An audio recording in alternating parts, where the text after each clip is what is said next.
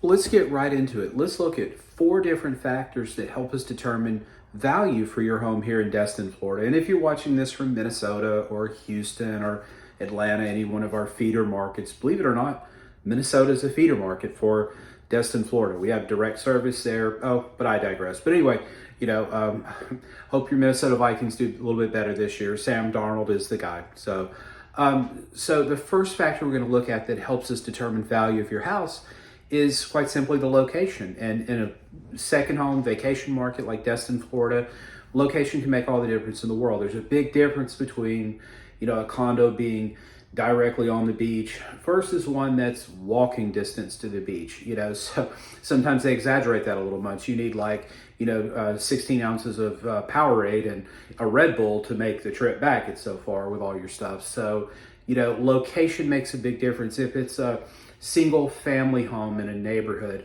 a house on the busy through street, it might not command as much as one on a side street or a cul-de-sac or something like that. And again, guys, location's the one thing you can't change. So, we can do stuff about everything else on this list, but location is something, real estate-wise you're stuck with. So the second factor we look at are the features your particular property has. So, things like, does it have a garage versus a carport?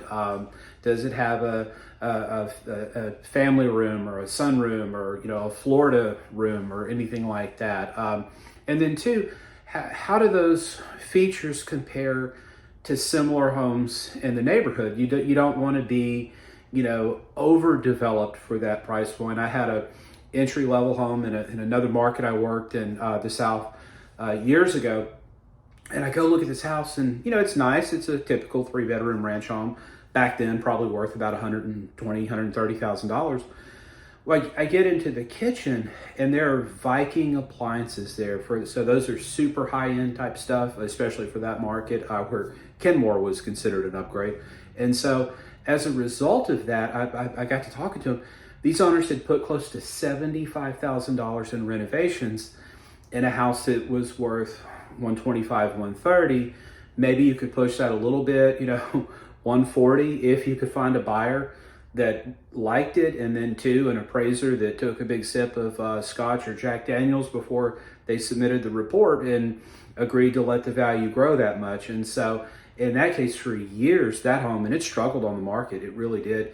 For years, they had to try to find a buyer for it. It ended up burning down. So, it did work out in the end for them thanks to insurance. So what features you have, that's the second thing we look at. And then three, what's the actual condition of the property? And this is where it's important to get boots on the ground, so to speak. This is where your online apps, hey, I went on Zillow. Zillow said my house is worth 610.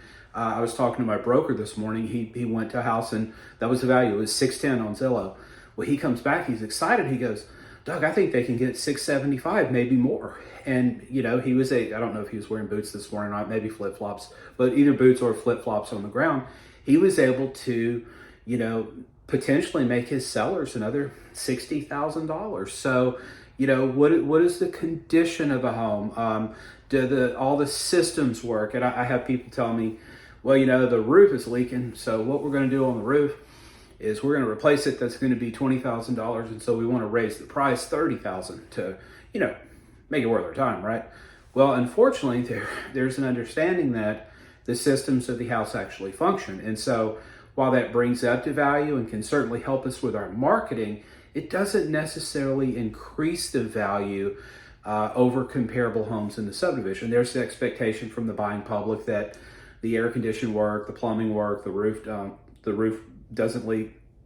And so if that isn't the case, then you're looking at investor buyers, and that's not, 90 cents on the dollar. That's, make me smile type stuff. So, condition of the home is critical.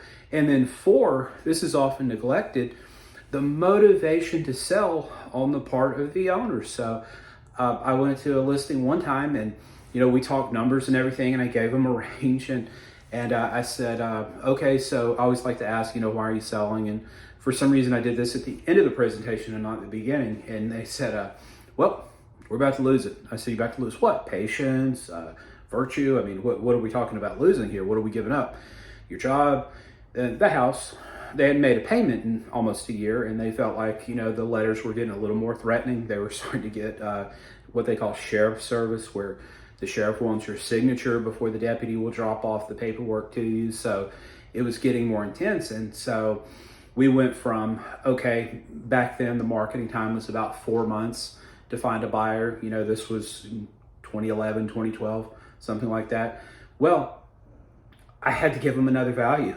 I said, okay, what happens if we don't sell in this amount of time? Well, the fees add up and it's going to be really bad. So we had to price it more aggressively.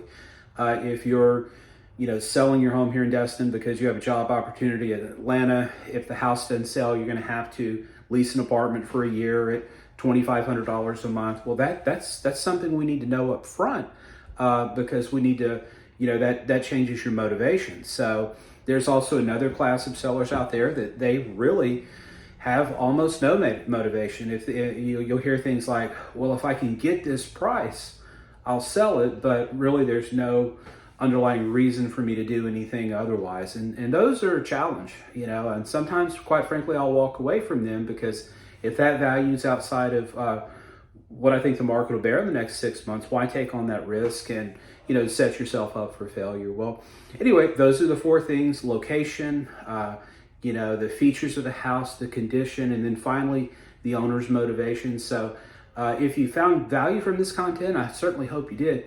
Take a second, hit that like button, and then subscribe so you'll get an alert as soon as we drop new content. We try to do that at least a couple of times a week, sometimes more as our time allows. So my name is Doug Rogers, RE/MAX Coastal Properties, 318-613-1994.